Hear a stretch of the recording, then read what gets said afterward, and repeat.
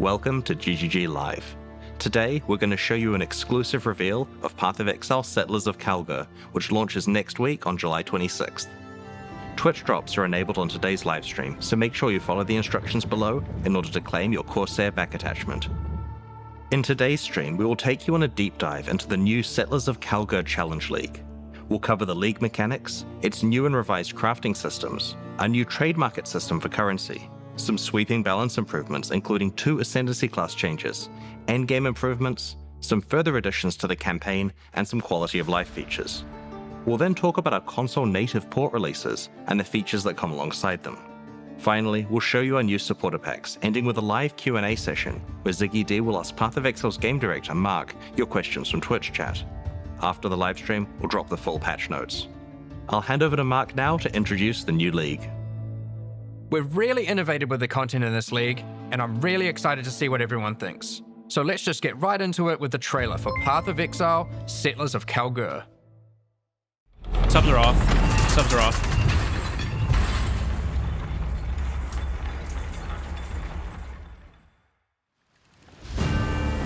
Rayclast is a cursed land. You'd have to be mad to settle here.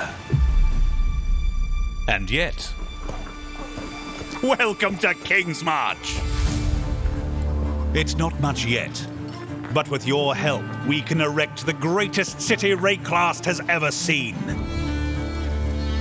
We'll need resources and savvy planning.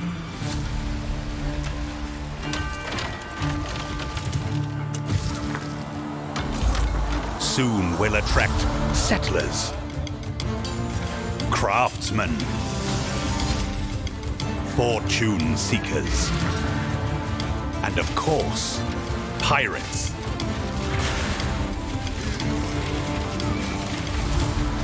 But if we prevail, our ships will be heavy with gold.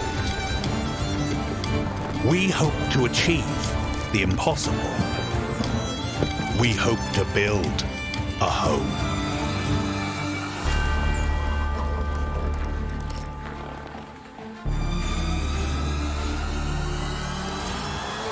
Gold! Oh my god. Oh my god!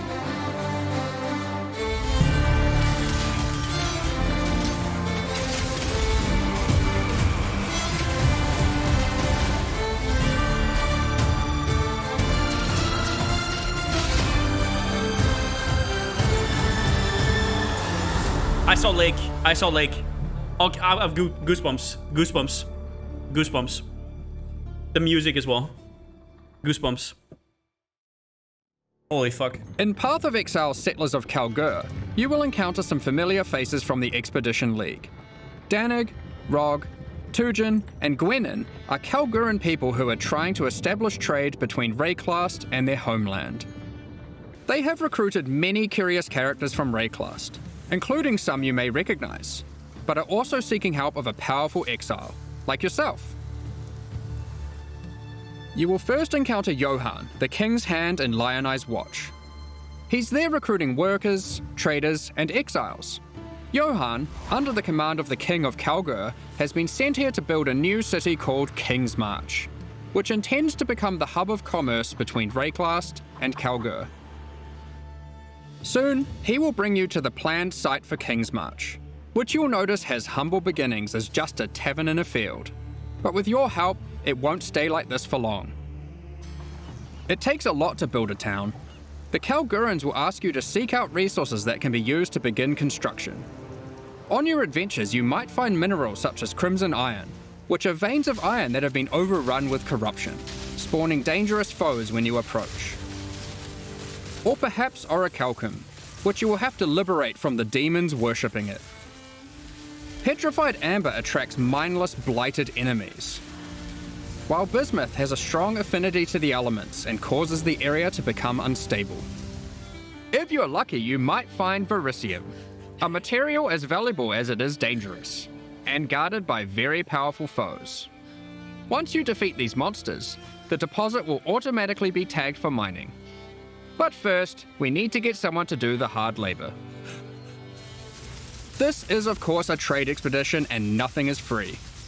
Miners, along with other workers that the Kalguurans have hired, must be paid in cold hard gold, which you'll notice is now dropping throughout Rayclast. You will have control about who gets hired into your enterprise.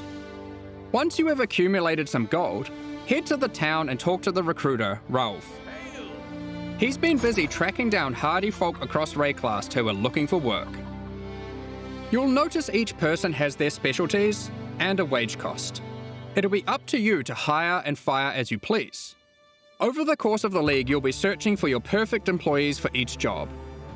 Once you have them, you'll have to keep them paid, safe, and alive, which we'll get into later. Here we have a prospect who has a specialty in mining. We'll start with that so we can begin to retrieve some of those resources we were talking about earlier. Let's go find some ore and put our miner to use. Oh, we've found a vein of orichalcum ore. It's guarded by dangerous demons worshipping a strange shrine. The shrine buffs the demons, giving them power, but once you defeat them, you can seize that power for yourself. After that, we can tag the ore, and our mining specialist will get to work. Soon, we encounter a few more deposits, each with a different dangerous encounter. After you have tagged the mineral veins, your miners will get to work collecting resources in real time. They might take a while, but will continue whether you are logged in or not. Damn. The work can be sped up by hiring more or better miners, and by upgrading the mining station back in Kingsmarch to equip them with advanced pickaxes. That's so goofy. Alright, some time has passed and our miners have been able to get the resources back to town. We've also managed to collect some more gold too. We can now upgrade the town and build new structures. There's plenty of options, we just need to decide where to start. I think we'll start with the tavern, the beating heart of Kingsmarch. It can be upgraded instantly to improve the recruiter's prospects. And you can find various important NPCs relaxing here. Next, we'll upgrade our mining station. You can upgrade this to improve the efficiency of your miners and allocate our newly hired workers to mining. You will eventually need a smelter, where you can send your ore to turn into more valuable bars. Then we have the Disenchanter, where you can bring your magic, rare, or unique items to be added to a queue to be disenchanted over time. This is wild. The items will be broken down into thaumaturgic dust, a new resource used for crafting and shipping. This is We'll cool. get more into that later. And of course, a town needs food. You could invest in farming, where you can select crops to grow and harvest. But don't worry, you won't be manually watering anything. The wonders of delegation. With all these resources piling up, there will be excess that we can spend. Let's talk about rewards in Settlers of Kalguur. Eventually, you can build a harbour and establish shipping routes between a number of different Kalguuran and Karui ports for trade. You'll be able to pile your acquired resources onto these ships and send them to a port of your choosing, where your traders will haggle for the best deals. Each port will return specific rewards based on what you send them. They accept all types of resources, but will have a preferred type that they'll currently pay more for.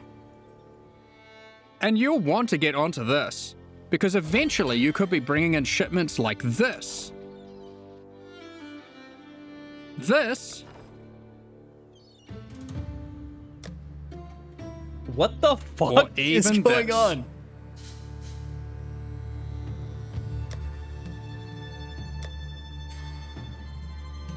Today, we're going to trade with Kalguur.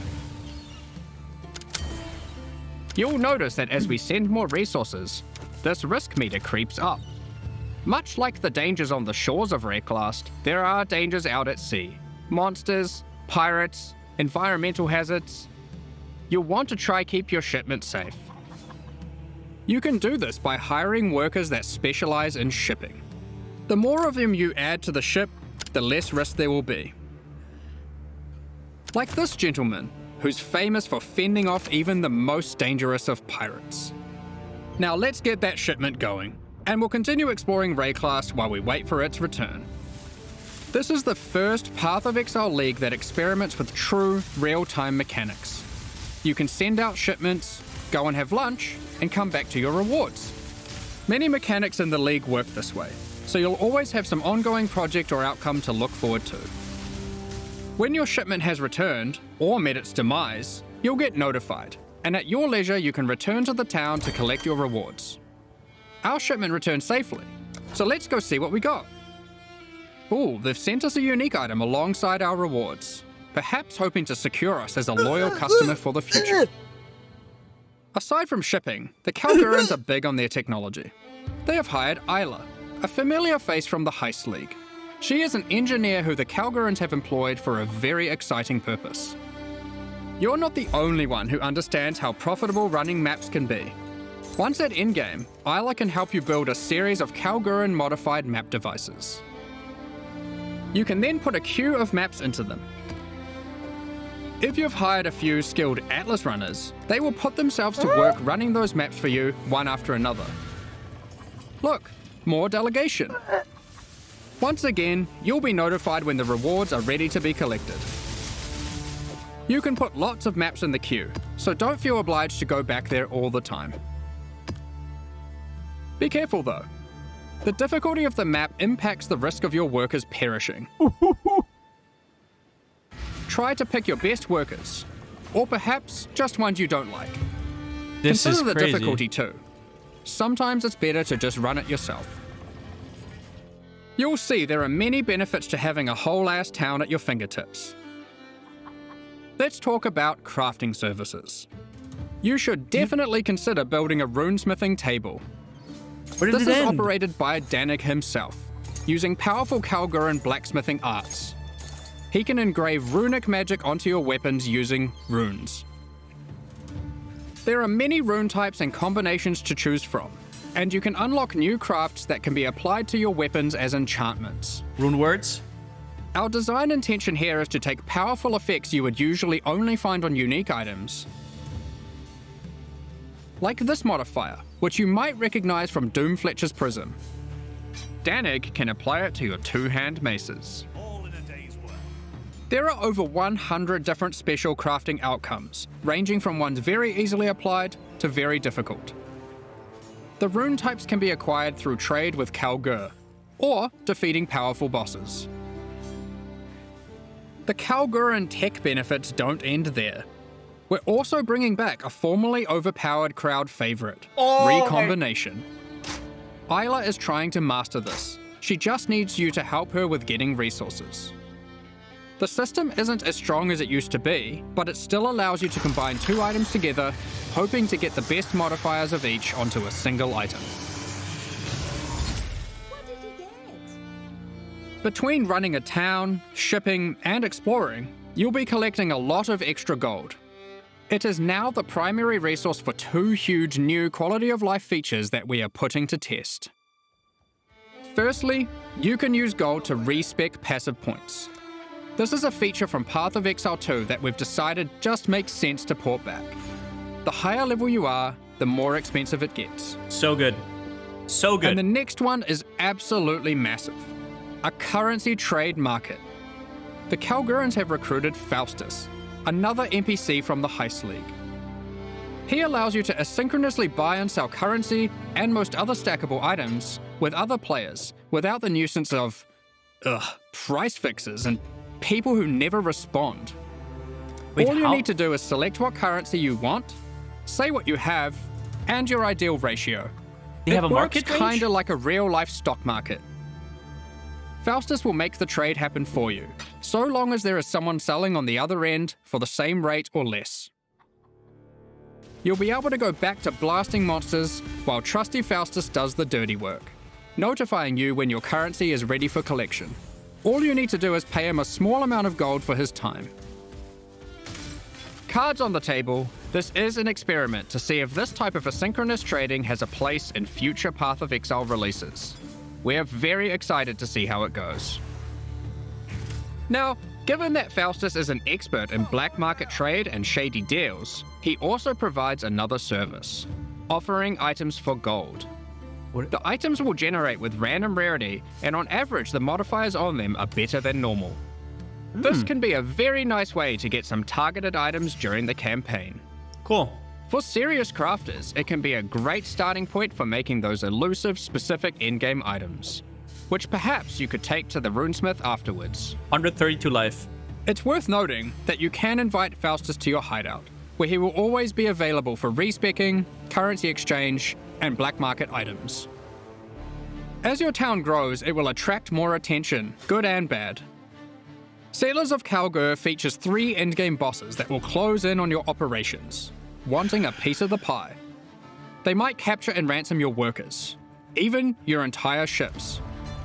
You'll have to make some tough decisions. Will you take them on, or pay them off? One example of a boss is Sasan, the Bandit Lord. You won't Cicerin? stumble across this boss by accident. Instead, this unsavory character can come into your town at night and take your Atlas runners hostage, holding them for ransom. What happens next is up to you. Perhaps you'll refuse to negotiate with bandits, leading to a fight to defeat Sasan and rescue your workers. If you're not up for the heroics, you might simply pay the ransom in gold. Or perhaps these workers were especially disappointing, and you'll just leave them for dead in true Ray class fashion. They Fine. knew what they were signing up for, right? True. Of course, the heroics might be worth it for other reasons. These bosses can drop new unique items. Oh my god, Ward In again. sum, Settlers of Kalguur is a very experimental league with new mechanics that will completely change how you play the core game. Yeah. We've been sitting on a lot of these ideas for a while and can't wait to share them with you. This is insane. But there's This a is- lot more to this expansion. Let's talk about balance. Oh my god. Well, we've finally rebalanced the Gladiator. It's been a long time coming.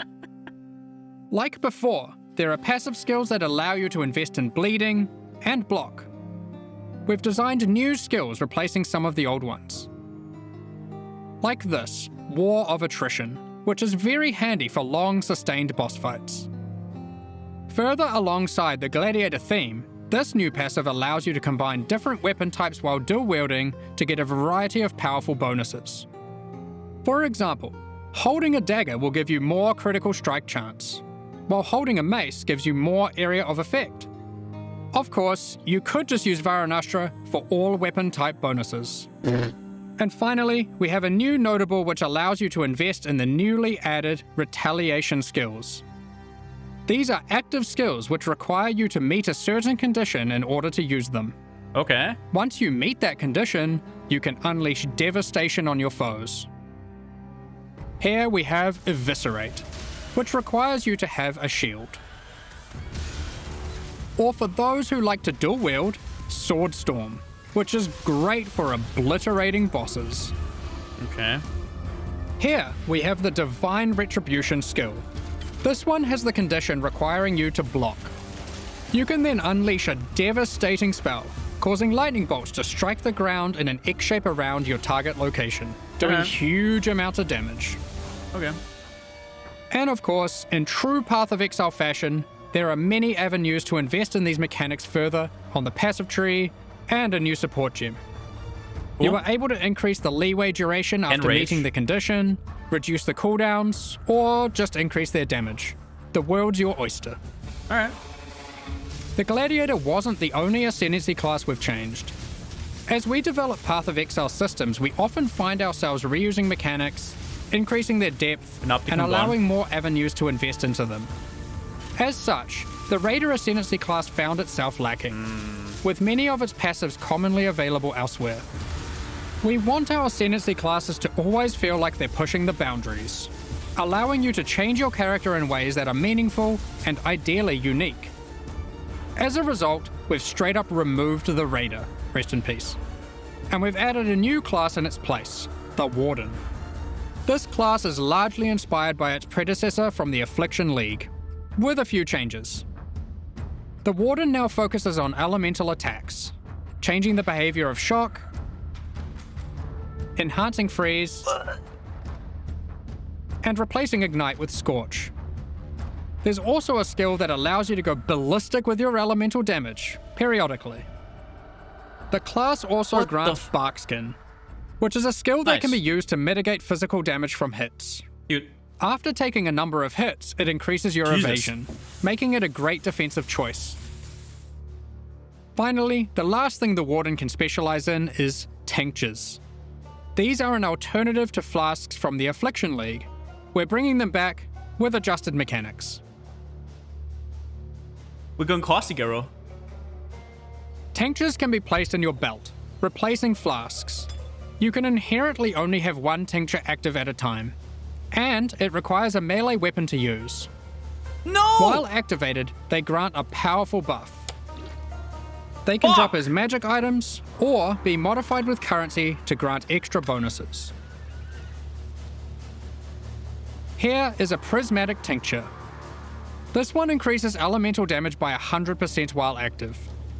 You'll notice it has two extra effects. One is that it applies mana burn every second. Mana burn is a debuff that builds up while tinctures are active that causes you to lose mana, losing more mana for each stack. Tinctures also have a cooldown, so once you have disabled one, no other tincture can be enabled for a time. These changes make tincture use a more active and interesting choice than it was in Affliction. Both mana burn and the cooldown can be modified through modifiers on the tinctures or on the passive skill tree. You can make it Players ranged? will want to maximize their tincture Okay. uptime for sure. Here we have a couple other tinctures. The Poisonberry tincture is excellent for poison builds. The Rosethorn tincture is the choice for those wanting to deal critical strikes. You might be wondering, with the removal of the Raider, where has the Frenzy Charge investment gone? We've added a Frenzy Charge passive skill to the Deadeye, replacing the Rupture passive skill. Accuracy stackers. On top of Ascendancy Well, they can't. classes, we have revisited a number of core mechanics. They can.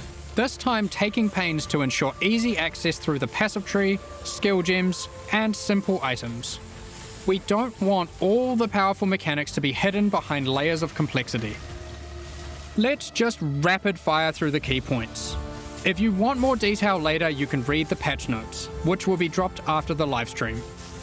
Be sure to let us know what you think. There's a lot of changes, so be prepared for a bit of a shock to the system. Okay, I expect it will take several days for the dust to settle on this one. I'm ready.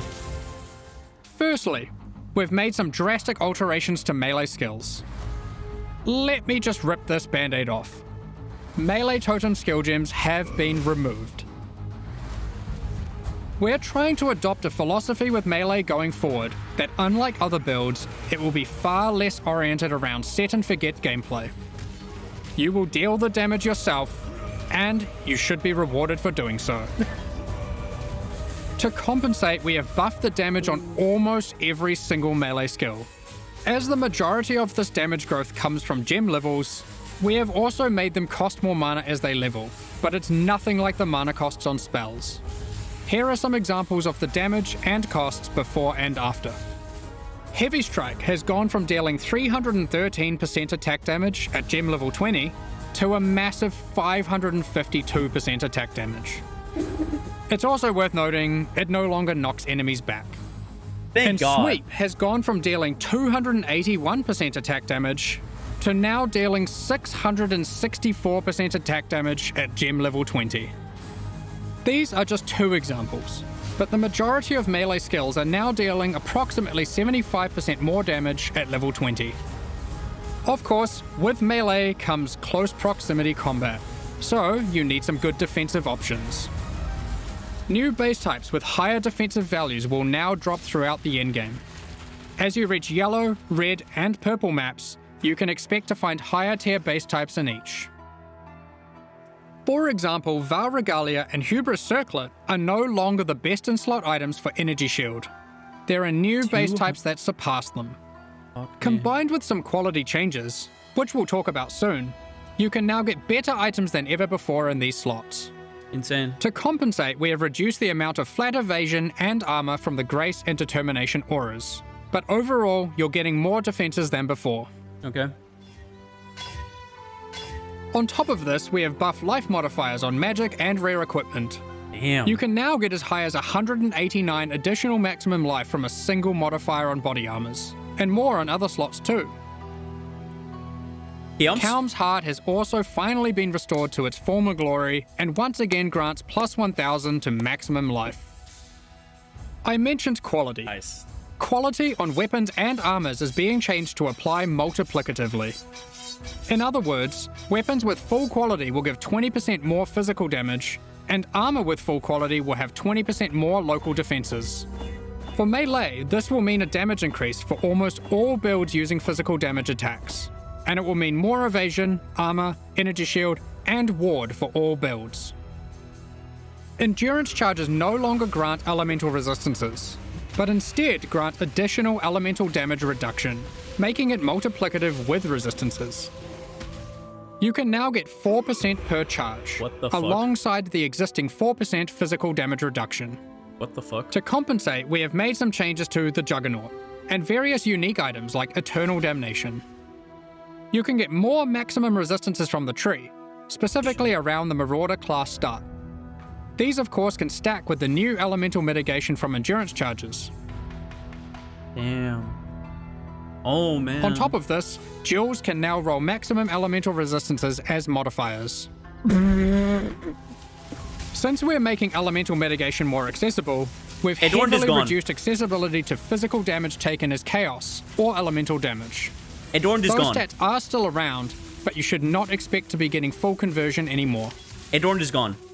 All block passives have been buffed, so you can now more easily achieve block cap from just the passive tree. The Keystone Versatile Combatant has been improved to have less of a penalty to maximum block. Nice.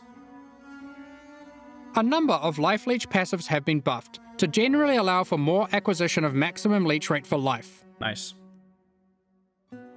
Vow Pact has been reinstated to its former glory for instant Life Leech, but only for melee. We've reworked Flesh and Stone. Previously, this buff skill granted Maim and Blind, depending on the stance of our character. Now, while in Sand stance, the skill simply provides damage mitigation, becoming more effective the closer Damn. you are to enemies. While in Blood stance, enemies will take more physical damage the closer you are to them. Crazy. This skill will now greatly favor melee or close range gameplay. Crazy. Given we're doing a Kalguuran league, Ward has also received a bit of attention. There are new uniques that grant Ward, and the base restoration of Ward is now faster. To compensate, Olroth's Resolve has been nerfed, but Ward loop builds will still be possible. Anyway, that was most of the purely defensive changes. Now let's look at some of the offensive and utility-based ones. There are more and better ways to deal with mana as an attacker on the southern hemisphere of the passive tree. Okay. Damn. Nice. Wands, daggers, scepters, claws, and staves now have higher critical strike chance values than ever. Wands can go as high as 10% without modifiers. Damn. Sandstorm Visage has been made rarer to compensate, instead of reducing its power. For you wand attackers, wands now have higher attack speed than ever to compensate for their low damage. Wand exclusive skills such as Power Siphon, Kinetic Bolt, and Kinetic Blast now have faster attack times. Impale passives have been revised and in general buffed.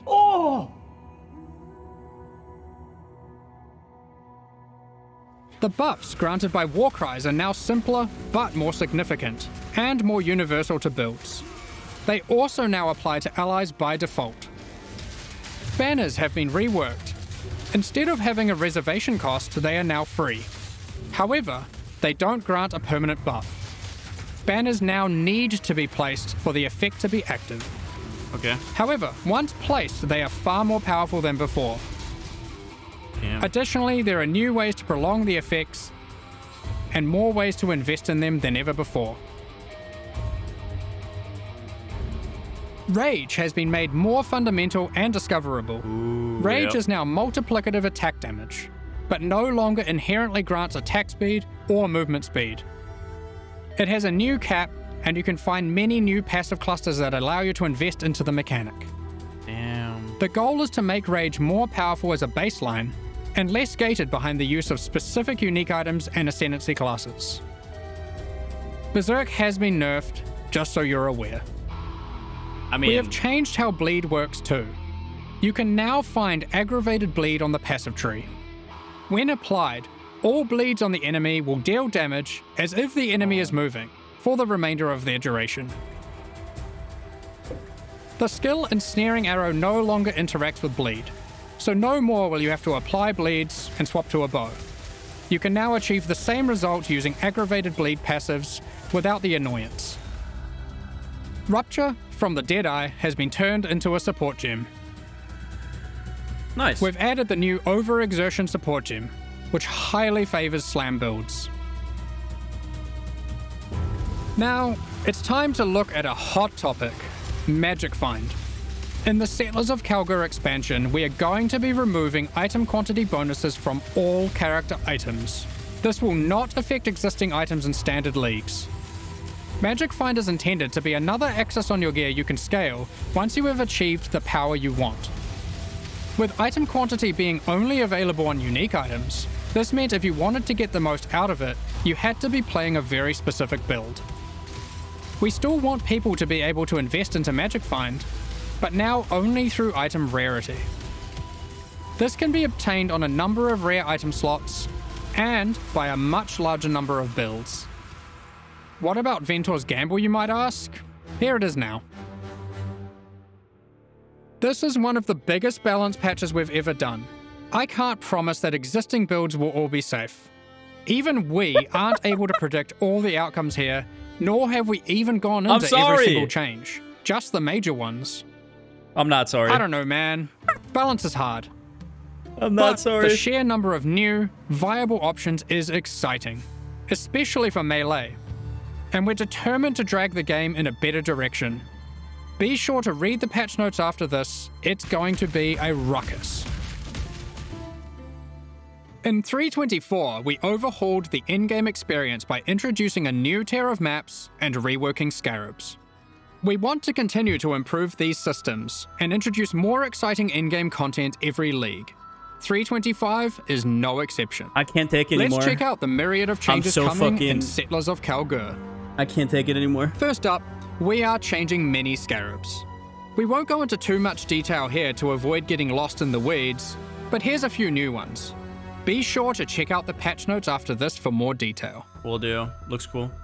We've also added an additional map device slot, which will be unlocked upon completing your first 10-way Maven encounter. This simply allows for more combinations of scarabs in maps, resulting in more difficulty and more rewards. This is on top of the existing additional slot that can be unlocked by completing your first Tier 17 map. There are now 6 map device slots in total. You might have seen our teaser, where we Maybe chisel revealed them. we'll be adding new special encounters to the endgame.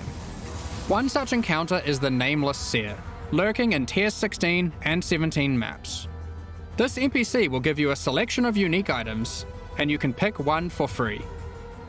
In Tier 16 maps, he now has an additional feature, where you can scry a map. This allows you to swap the divination card drops of the current map with another map on your atlas. Just one caveat, you cannot have the same map be in multiple swaps at the same time. If you want to undo your choice, you can use a scouring orb on either map on your atlas. We've also made some updates to a couple of leagues. Blight has been updated with some atlas passive skill changes, and double anointed amulets can now drop in Blight Ravaged maps. We've also introduced a new type of oil that can only drop from Blighted and Blight Ravaged maps. Wait, what was that? Has also been updated. You can now find one new and many reworked base types, Return? new unique items, What? corpses you can use to raise as specters, and occasionally a fragment, granting access to the King in the Mist's boss fight from the Affliction League. He Holy will drop a shit. number of unique items that were familiar from the league, but not that which was taken, Fuck. as it is now that which was taken away.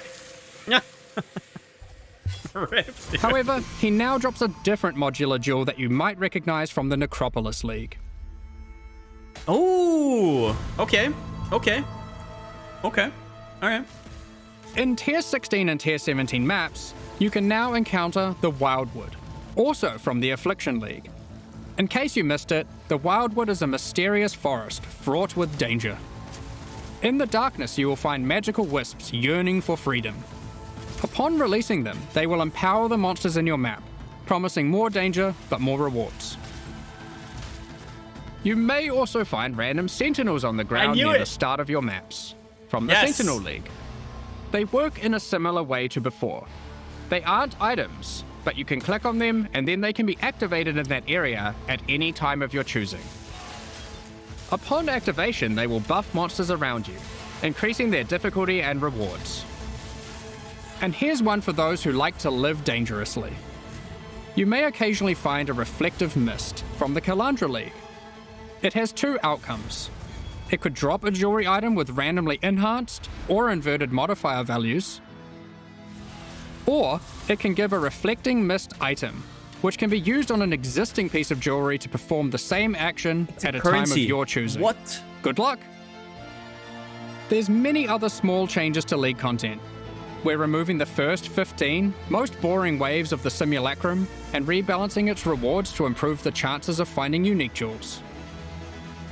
We're also adding some of the beasts from Einhar's Memory of Harvest Beasts to the core pool.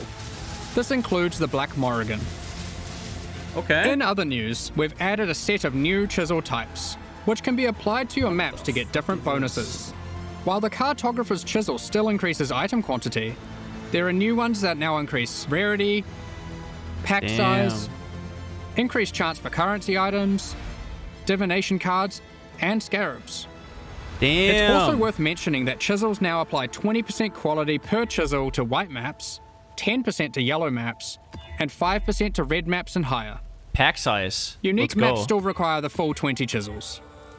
Also, only one type of chisel can be applied to a map at a time. During 3.24, we made a change to Tier 17 maps that allowed them to be rerolled with Chaos Orbs. We are now expanding the currency types that can be used on them to also include currencies like chisels and Val Orbs. Ultimately, the only restriction Tier 17 maps now have is that explicit modifiers cannot be removed from them. We have also revised the difficulty of these maps, as they didn't quite hit the mark. The monsters in them now have substantially less life, and deal less damage, meaning Tier 17 maps now better fit into the progression between Pinnacle and Uber Pinnacle content. Okay. Lastly, we've adjusted the drop rate of Valdo's puzzle boxes. Previously, we were adapting its drop rate based on the possible outcomes selected by supporters.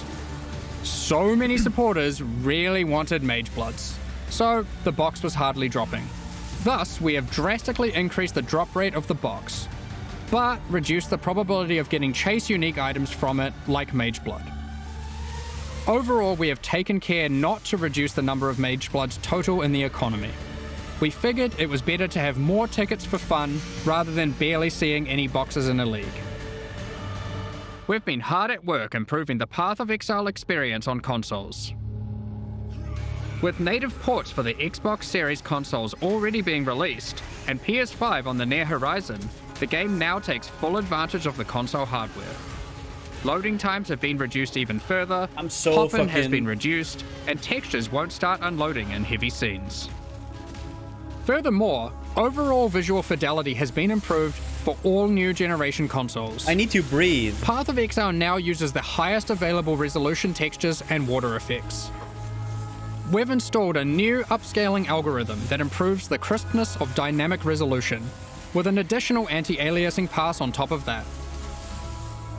With these upgrades, we also support variable refresh rate TVs and monitors on PlayStation 5 and on all Xbox consoles. In the options, players can now choose which aspect of visual fidelity they want to focus on: resolution, image quality, or target frame rate.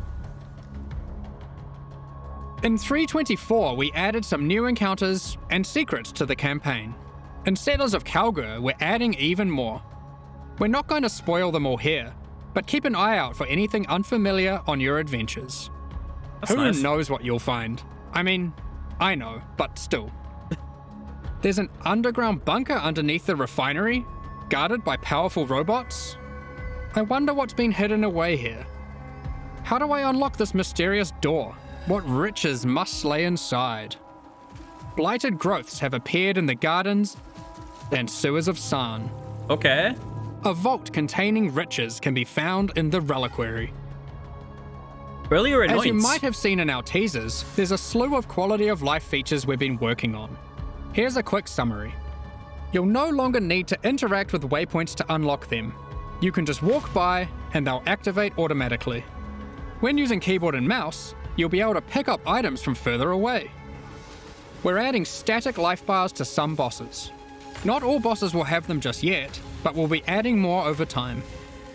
You can now see which divination cards drop in each map by hovering over them on your atlas.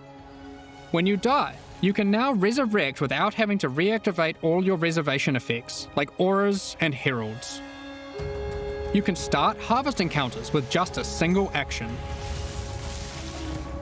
The amount of quality provided by currency items like whetstones is now based on the item level, rather than item rarity.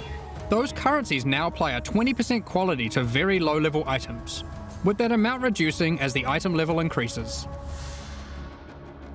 Next up, we're We'll check going it to be later, talking Nord. about our new League supporter We'll packs. check it. Today, we're launching 2 new series of supporter packs, the Paladin and Penance packs. Each tier contains the pack's full face value in points, alongside several exclusive microtransactions. I'll buy everything. These I don't packs care. are only available for the duration of the Settlers of Kalguur League and will leave the store forever when it ends. As always, the microtransactions in these packs are purely cosmetic and do not affect your character's power or progression in any way. Business expense. The Paladin series of supporter packs contains 6 exclusive microtransactions. Adorn your weapon or shield with the Paladin weapon effect. Okay. Make a show of leveling up with the Harpy Flyover level up effect. Equipping the Divine Paladin armor set will periodically cause slain enemies to be consecrated and laid to rest. Okay. This set also comes with a matching back attachment. Both the helmet and back attachment have options to display the radiant glow, or not. You pick. Looks alright. The Divine Judgment finisher effect locks onto unique enemies before obliterating them with a laser from the heavens. Cute. May your critical hits resonate across Rayclast with the Cleric's Bell back attachment. What the fuck is this? Invite your friends to spend a day at the races in the Vasteri Racecourse hideout. That's Add funny. rowers to the track to race them against each other. Or you can just spectate from the sidelines. Alright, I'll buy it. Fine.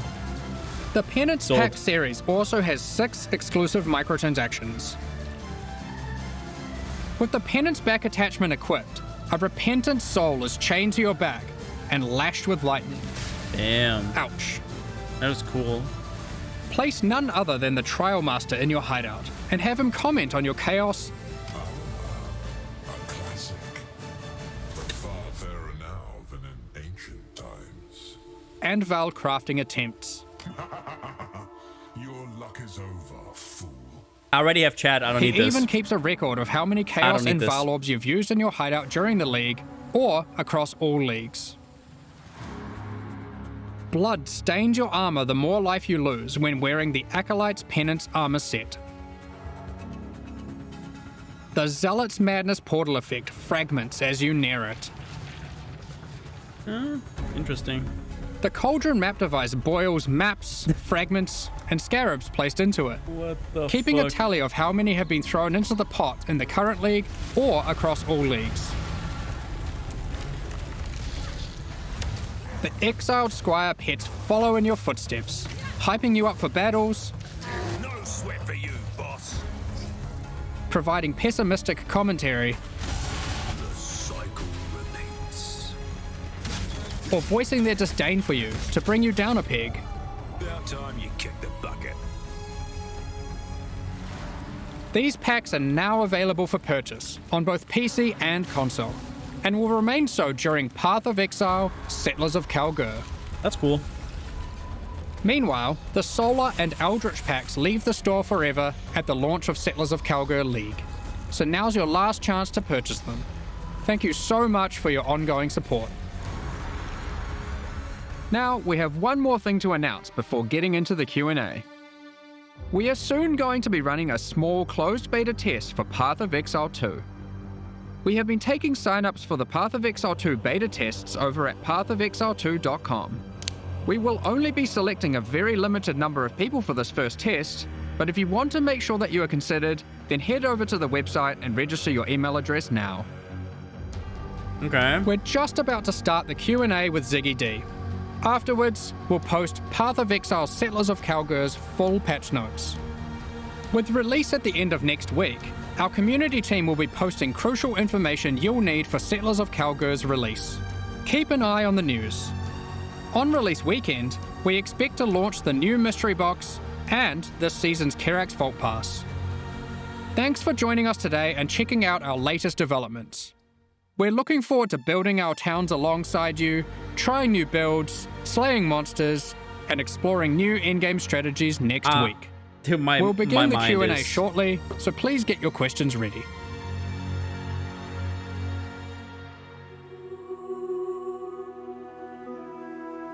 Dude, it's like... Where do I even start? Where do I even start?